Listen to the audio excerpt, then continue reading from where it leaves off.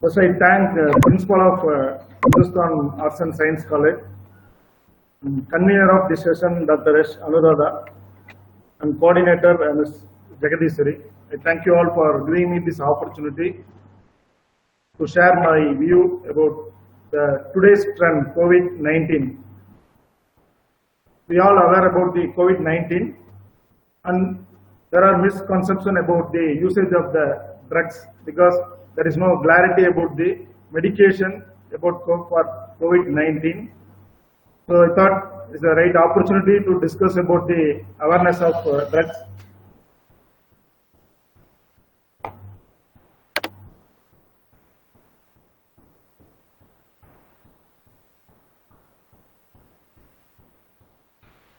So I'm going to discuss on what are the signs and symptoms, transmission, and how to diagnose, complications, management, and what are the medications are available currently. So we all aware about the COVID-19, but it is not new one. The coronavirus first discovered in 1930s when an acute respiratory infection of chickens was shown to be caused by IBV, that is infectious bronchitis virus. It is a 90 years old virus, coronavirus, but initially only animal coronavirus were discovered. Then 10 years later, in 1940s, two more animal coronaviruses, that is mouse hepatitis virus and transmissible gastroenteritis virus were isolated. Then in 1960s, human coronavirus were discovered. They were isolated using two different methods in US and United Kingdom. The scientists Kendall, Bayon and David in 1960, they were working at the Common Cold Unit of the British Medical Research Council, and they isolated novel common cold virus, that is B814, isolated from a boy. Then the virus was not able to cultivate it using standard technique. Generally, we use standard technique for the cultivation of common cold viruses, that is rhinoviruses, adenoviruses. As we all know that the virus is not easy to cultivate like bacteria or fungi. Bacteria and fungi and all easily can be cultivated in artificial media, but virus, it will grow or it will multiply only in the biological system. It is very difficult, or it is not possible to cultivate artificially. 1965, Tyrrell and Bayon successfully cultivated this novel virus by serially passing it through organ culture of human embryonic trachea. And this isolated virus then intranasally inoculated into volunteers, was cold and was inactivated by ether, which indicated it had lipid envelope. At the same time, another group in the University of Chicago isolated a novel cold virus, that is 229E, from medical students, which they grow in kidney tissue cultures. In novel virus 229E, like the virus strain B814, when inoculated into volunteers, caused a cold and was inactivated by ether. So these are the viruses earlier discovered, coronaviruses earlier discovered. The human coronavirus 229E and OC43 continued to be studied in subsequent decades. And the another virus B814 was lost. Then these viruses are identified. There are some other viruses. In 2003, SARS-CoV, and 2004, HCO-NL63, in 2005, HCO-HKU1, and 2012, MERS-CoV, and 2019, that is SARS-CoV-2. These are the coronavirus discovered and subsequently studied about their characters. There are 7 strains of human coronaviruses. Among 7 strains of human coronaviruses, 4 human coronaviruses produce symptoms that are generally mild. what are the viruses we can see? There is OC43, another one is HKU1 and 229E and NL63. These four viruses are coronavirus produce symptoms, but generally mild and mortality rate also very less. See the rest of the viruses, three coronaviruses produce symptoms that are potentially severe. One is MERS-CoV, is a Middle East respiratory syndrome related coronavirus.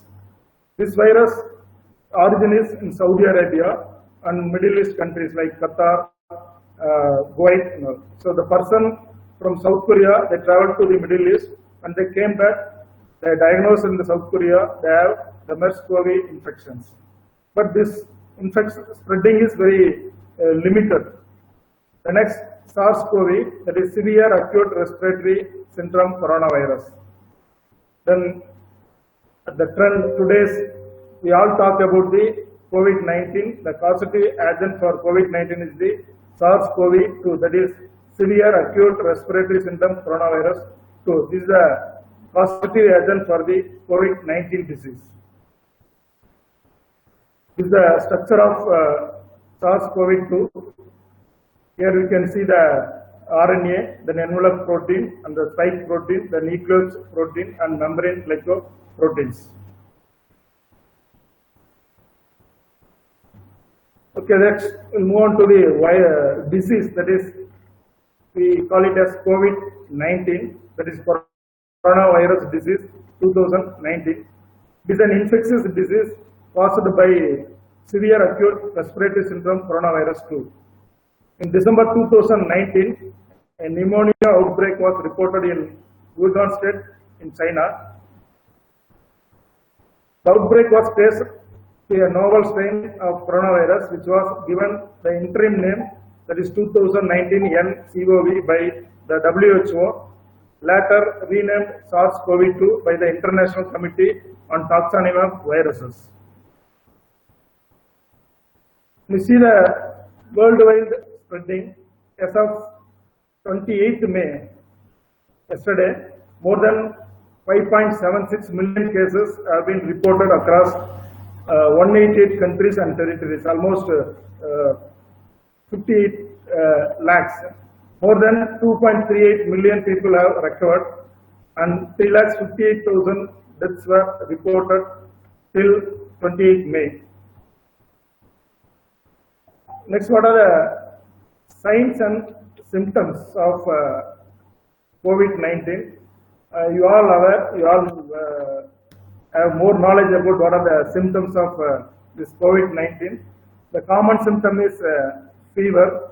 It is the most common symptom, although some older people and those with other health problems experience fever later in the disease.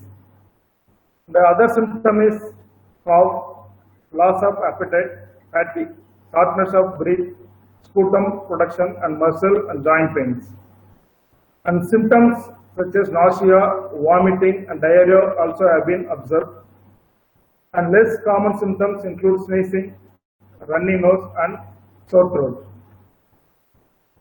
And also a decreased sense of smell or disturbance in taste may occur. Loss of smell was presenting symptom in 30% of confirmed cases in South Korea. The average incubation period for COVID-19 is 5 to 6 days, but commonly ranges from 1 to 14 days, with approximately 10% of cases exceeding that time. So preliminary evidence suggests they may contribute to the spread of the disease. So the important thing is mode of transmission. This COVID-19, this corona virus, transmitted very easily. First, the virus primarily spread between people during close contact, most often via small droplets produced by coughing, sneezing, and talking. But the distance, like government or other people are announcing to maintain the distance, but that is by assumption they are announcing the distance. Exactly, it is not known very well what are the distance you have to maintain. That is depends on the severity of the infection and depends on the load of the virus infected in that person. It may cause or transmit the virus. The second one, the droplets usually fall to the ground or onto surfaces rather than traveling through air over long distances. Here also misconception is that through air it will not travel long time. The droplets usually fall to the ground or on the surfaces rather than traveling through air over long distance, only very near. That's why we always recommended to wear mask to avoid the spreading from infected person to non-infected person. Third one is, commonly people may become infected by touching a contaminated surface and then touching their face, nose or mouth.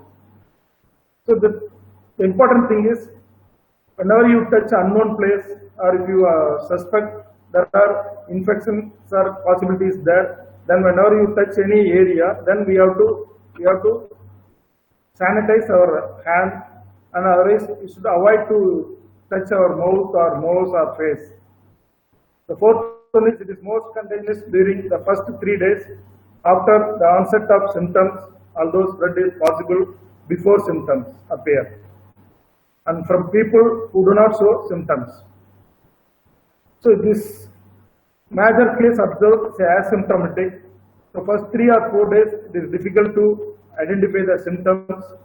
So this other person spread the disease very fastly.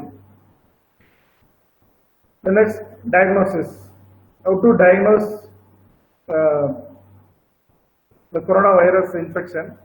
The standard method is the RT-PCR technique, that is real-time reverse transcription polymerase chain reaction from nasopharyngeal swab. This is a confirmed technique. We have rabbit test also there, but that is a preliminary test, but that result is not accurate, 100% accurate. So the confirmatory test is RT-PCR. And chest CT imaging may also be helpful for diagnosis in individual where there is a high suspicion of infection based on symptoms and risk factors. However, guidelines do not recommend using CT imaging for routine screening. So guidelines, as per our ICMR guidelines, as per NIH guidelines, only the RT-PCR technique is the confirmatory test for the diagnosis of this COVID disease. So next we will see what are the complications of this COVID-19. It includes pneumonia, acute respiratory distress syndrome, multi-organ failure, septic shock and death. And cardiovascular complications may include heart failure, atelectasis, heart inflammation and blood clots. Approximately 20 to 30% of the people who present with COVID-19 have elevated liver enzyme reflecting liver injury. A neurologic manifestation include seizure, stroke and encephalitis. Following the infection, children may develop a pediatric multi-system inflammatory syndrome which has symptoms similar to Kawasaki disease, which can be fatal.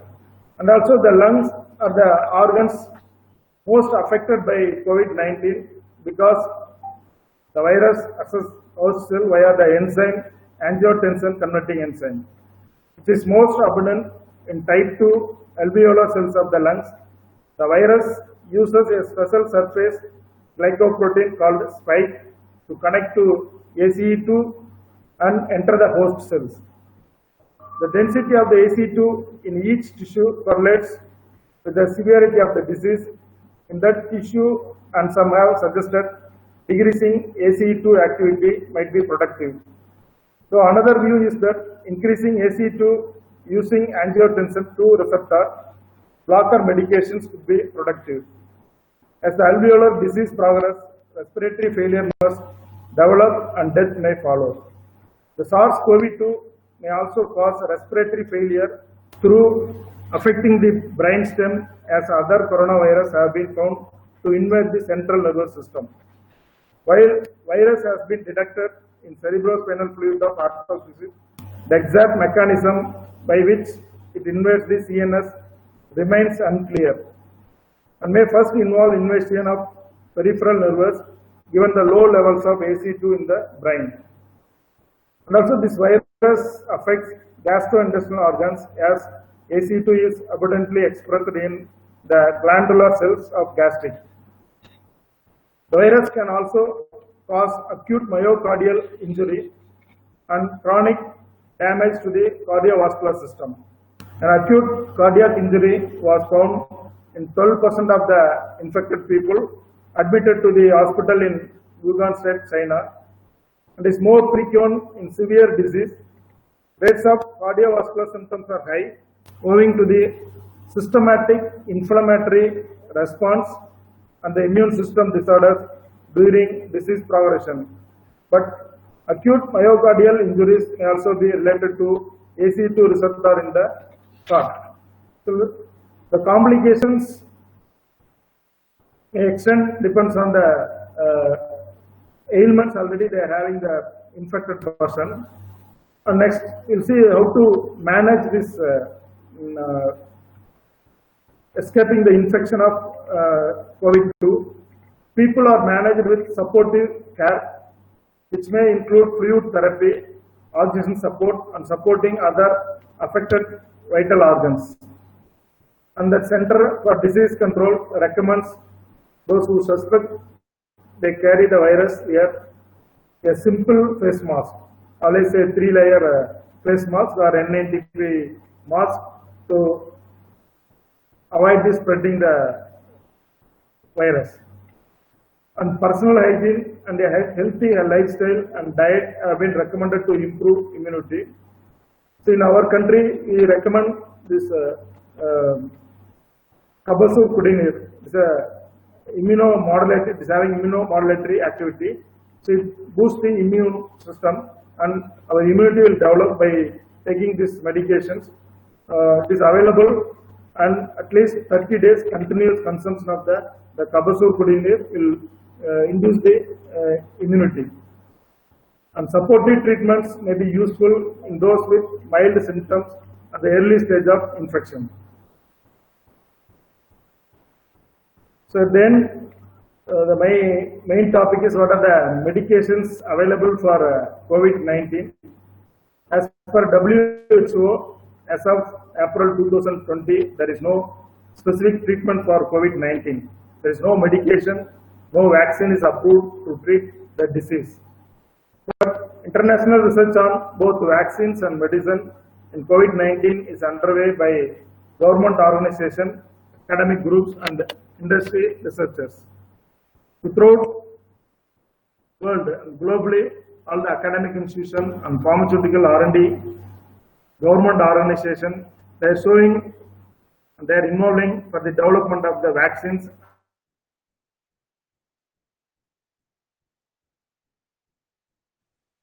medicines for the non-steroidal anti-inflammatory drugs, that is NSAID. For symptoms, some medicinal professionals recommend paracetamol for first-line use. These are first-line use. We take paracetamol, that is mainly to reduce the fever, for reduce the temperature. And the WHO and NIH don't oppose the use of NSAID for symptoms, and the FDA says currently there is no evidence that the NSAID worsens COVID-19 symptoms.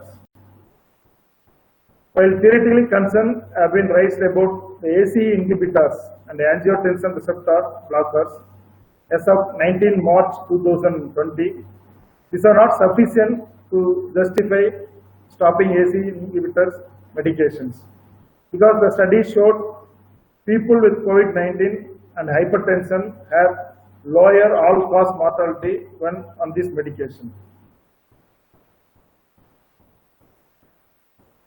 Then in India, see the trends in India, the solitary trial, we have 4 lines of the drugs. One is the familiar one is hydroxychloroquine with azithromycin and lopinavir with ritonavir These all are antiretrovirals, mainly used for the treatment of AIDS patient, that is HIV, and lopinavir with ritonavir and interferon beta 1A also under trial. And the new drug is the remdesivir is a new drug. It is also under trial, and the study showed that it reduced the duration, recover within short time. So we'll see one by one.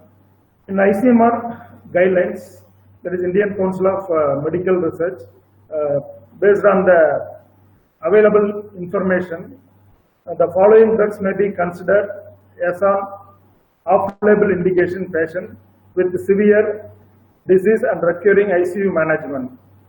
There is hydroxychloroquine for dosage 400 mg for 4 days, for 1 day, and 200 mg for 4 days. It's always with combination of azithromycin, that is 500 mg for 5 days. These drugs should be administered under close medical supervision with monitoring for side effects. But the above these medications are not recommended for children less than 12 years and also pregnant and lactating women. And the WHO suspended the hydroxychloroquine from its global drug trials for COVID-19 treatment on 26th May due to safety concerns. Only 3 days before, the WHO announced that the hydroxychloroquine is not recommended for the treatment of COVID-19 due to the safety concerns. They decided depends on the report received recently. The other countries, France, Italy, and Belgium also banned the use of hydroxychloroquine as a COVID-19 treatment. But the hydroxychloroquine we are exporting to the USA. But USA, the hydroxychloroquine is widely used for this COVID-19 treatment. But now, maybe based on the WHO report, they may decide to ban this hydroxychloroquine. But India, still we are using this hydroxychloroquine. But till we get notification from the ICMR, it can be used. There is no serious effect or side effect reported in our country. It had previously enrolled 3,500 patients from 17 countries in the SALTRI trial. Then, May 2020, the United States gave emergency use authorization for remdesivir in people hospitalized with severe COVID-19 after a study suggested it reduced the duration of recovery. When you see the history of the remdesivir, it's an antiretroviral drug. In 2009, it is introduced by Gilead Science Lab. But basically, this drug, antiretroviral drug, is discovered or developed for the hepatitis C treatment. Hepatitis C treatment. But later on, the remdesivir used for Ebola virus and Marburg virus disease also. But none of the disease it played major role. It did not show any significant activity, even moderate activity against these viruses. So remdesivir was patented by Gilead Science Lab, but it did not show any activity against hepatitis C or Ebola virus or Marburg virus. But it is a broad spectrum antiviral medication, and it also received approval in the UK in May 2020 for the COVID-19. Also, it is approved for use in Japan and people with severe symptoms. But as of 2020, the remdesivir is being tested as a specific treatment for COVID-19 and has been authorized for emergency use in the state of United States. So when see the action of this remdesivir, it may shorten the time it takes to recover from the infection, and treatment is given by injection into vein. It is a prodrug that is converted in the body into GS441524, a ribonucleotide analog. In India, according to letter written to the Tamil Nadu state government, by the National Coordinator of the Solid Trial India. The program has been developed to fast track the generation of quality global data to help identify treatment options for the COVID-19 disease. So this is the only option available globally to treat the COVID-19 disease with some study report. This is a recent study report showed this is a RNA polymerase inhibitor with potent antiviral activity showed in vitro and showed efficacy in animal models also. It conducted randomized open label phase 3 trial involving hospitalized patients with confirmed SARS-CoV-2 infection. Then it shows the patients were randomly assigned in a 1:1 ratio to receive intravenous remdesivir for either 5 days or 10 days. When all patients received 200 mg of the remdesivir on day 1 and 100 mg once daily on subsequent days. The primary endpoint was clinical status on the 14th day. But they observed the 5th day itself, they got the result. The total 397 patients underwent randomization and began treatment. 200 patients for 5 days and 197 for 10 days. And see the conclusion of this clinical trial. The patient with severe COVID-19 not requiring mechanical ventilation, and this trial did not show a significant difference between a 5th day, 5-day course and 10-day course of remdesivir. This remdesivir widely now used globally in almost all the countries. This under trial, and the reports are one by one they are publishing, and they are showing the 5-day results show the recovery of the COVID-19 means it reduced the viral load. Then further extensive studies is under progress, so we are expecting soon the remdesivir will be the perfect anti-viral agent for the treating this COVID-19 disease. Then one more drug, that is a nitazoxanide, has been recommended for further in vivo study after demonstrating low concentration inhibition of SARS-CoV-2. This drug also used in vitro model, and it shows low concentration inhibition of SARS-CoV-2, and the further studies are under process to prove the antiviral agents. So these are the minimum drugs available for treating COVID-19, but you all know that the period, incubation period is only 14 days. So the first 3 to 4 days is asymptomatic, but after that we can manage with the natural remedies, and if the severe infection, then we have to go for these medications to recover from the COVID-19. With this, I conclude my talk about the medications for the COVID-19. So, if there are any questions, welcome. Thank you.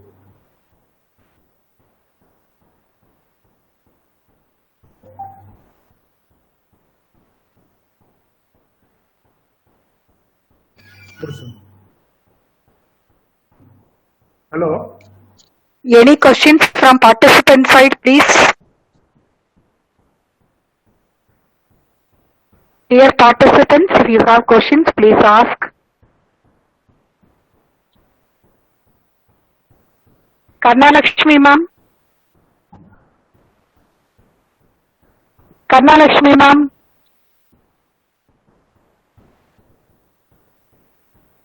Hello. Hello. Yes, madam. Just a second, sir. Karna Lakshmi ma'am, you please proceed, ma'am. No questions from participant side. Yes, ma'am. Hello. Please, ma'am, proceed, ma'am. Thank you very much, ma'am.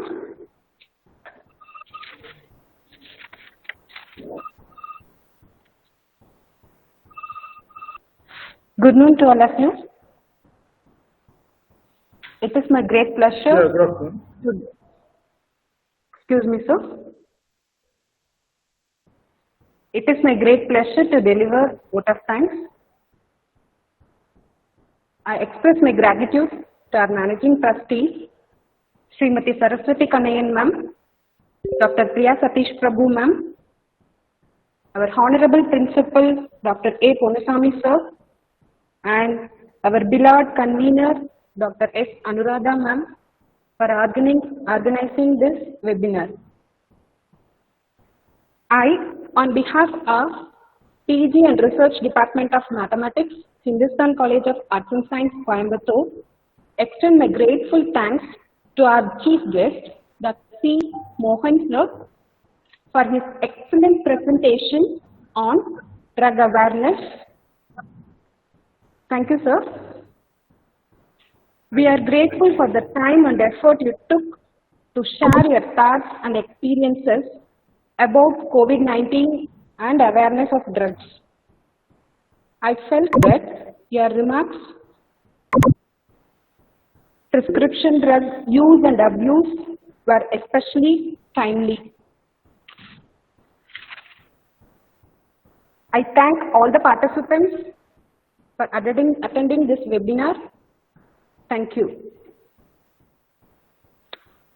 Thank you. Thank you. Thank you, sir.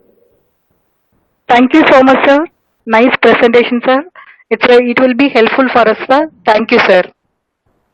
Yeah. Thank you so much, sir. Thank you. Thank you. For this opportunity. Thank you, sir.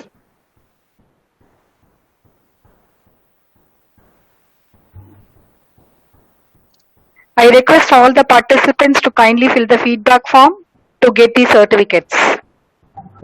Certificates will be emailed to you immediately. Thank you all.